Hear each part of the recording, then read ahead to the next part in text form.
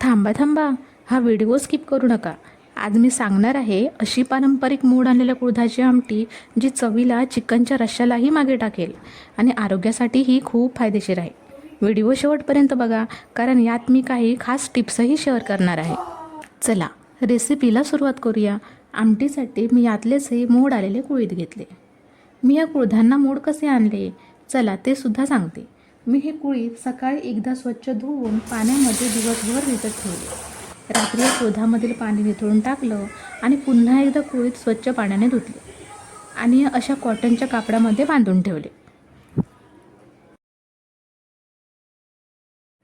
आता हे बांधलेले कुळीथ दुसऱ्या दिवशी दुपारी उघडून पाहिले. पहा किती सुंदर मोड आलेत. यातलेच थोडे कुळीथ कुकरच्या डब्यामध्ये घेतले आणि मी पाणी घालून एकदा स्वच्छ धुतले. आता यामध्ये अजून थोडे म्हणजे कुळीथ बुडतील इतपत पाणी घेतले, थोडे मीठ टाकले आणि आता हे कुकरला लावून चांगल्या 3-4 शिट्ट्या करून घ्यायच्या. कधी कधी कुळीथ शिजायला वेळ लागतो, 5 शिट्ट्या केल्या तरीही चालतील. कुळीथ कुकरला लावले तोपर्यंत इकडे आपण वाटण बनवूया. यासाठी मी इथे हे सुके खोबरे बारीक कापून मिक्सरमध्ये फिरवून घेतले. तुम्ही ओलं खोबरंसुद्धा वापरू शकता. मला ना हे वाटण थोडं जास्तच बनवायचं आहे, म्हणजे आठवडाभर पुरेल. त्यामुळे मी जास्त क्वांटिटीत घेणार आहे आणि म्हणूनच मी इथे सुकं खोबरं वापरते. तर या वाटणासाठी प्रमाण कसं घ्यायचं, तर 1 वाटी सुक्या खोबऱ्याची घेतली तर 2 मध्यम आकाराचे कांदे घ्यायचे, 7-8 लसूण पाकळ्या घ्यायच्या. इथे छोट्या आहेत म्हणून 7-8 घ्यायच्या. अर्धा इंच आल्याचे तुकडे घ्यायचे. आता हे सर्व छान खरपूस भाजून घ्यायचं आहे. कांदा भाजताना थोडे मीठ आणि तेल टाकायचं, म्हणजे कांदा लवकर भाजतो आणि करपतसुद्धा नाही. कांदा भाजल्यावर कांद्यामध्ये लसूण टाकला आणि 1-2दा कांदा छान परतून घेतला. आता आल्याचे तुकडे टाकायचे, कोथिंबीर टाकायची आणि गॅस बंद करायचा. आणि आता हे थंड झाल्यावर सगळं मिक्सरमध्ये वाटून घ्यायचं. झालं आपलं वाटण तयार. पहा मंडळी, मला ना हे वाटण साठवून ठेवायचं आहे, म्हणून मी पाणी न घालता कांदा खोबरं असं वेगवेगळं वाटलं आणि मग मिक्स करून ठेवून दिलं आहे. तुम्ही वाटताना पाणी वापरलं तरीही चालेल. इकडे कुकरच्या सुद्धा 4 शिट्ट्या झाल्या. कुळथाचा डबा बाहेर काढला. पहा कुळीथ किती मस्त शिजलेत. पातेल्यामध्ये 1 चमचा तेल घेतलं. तेल गरम झाल्यावर 2 पाकळ्या ठेचलेला लसूण टाकला. 1 छोटा कांदा बारीक चिरून टाकला. कांदा चांगला गोल्डन कलर येईपर्यंत तेलात फ्राय करायचा.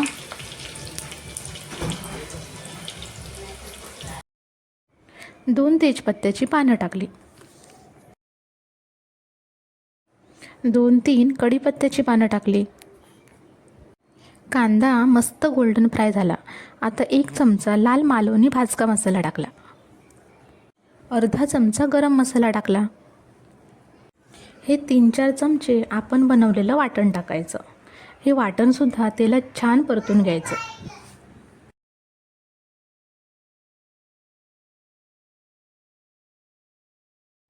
आता राहिलेले मसाले टाकूया.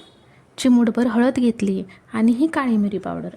काळी मिरी पावडर जास्त नाही टाकायची, चिमूटभरच टाकायची. तुम्ही अख्खी काळी मिरी आणि इतर खडे मसाले भाजून वाटणासोबतच मिक्सरला लावून फिरवून घेतले तरीही चालतील. आता वाटणाला मस्त तेल सुटले. मसालेसुद्धा छान तेलात परतून घेतलेत. आता यामध्ये उकडून घेतलेले कुळीथ टाकूया. चवीपुरतं मीठ टाकलं. मीठसुद्धा जपूनच टाकायचं, कारण कुळीथ उकडताना आणि आपण वाटण भाजताना कांद्यामध्ये सुद्धा मीठ टाकलं होतं, त्यामुळे मीठ थोडंच टाकायचं. आता आमटीला मस्त उकळी यायला देऊया. कुळथाच्या आमटीमध्ये ना 2-3 तरी कोकम नक्की टाका. आमटीला खूप छान चव येते. मी इथे कोकम आगळ टाकते. कोकम आगळ वापरलं तरीही चालेल. अजून 1 उकळी आली की आपली झणझणीत कुळथाची आमटी तयार झाली.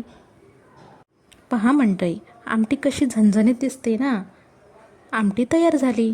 ही आमटी भातासोबत खूप छान लागते. भाकरीसोबतसुद्धा खाऊ शकता. ही आमटी ना पावसाळ्यात खाण्याची तर मज्जाच वेगळी आहे. मग मंडळी, आजची रेसिपी तुम्हाला कशी वाटली? आवडली तर एक लाईक, छानशी कमेंट आणि तुमच्या नातेवाईक मित्रमैत्रिणींना शेअर करा.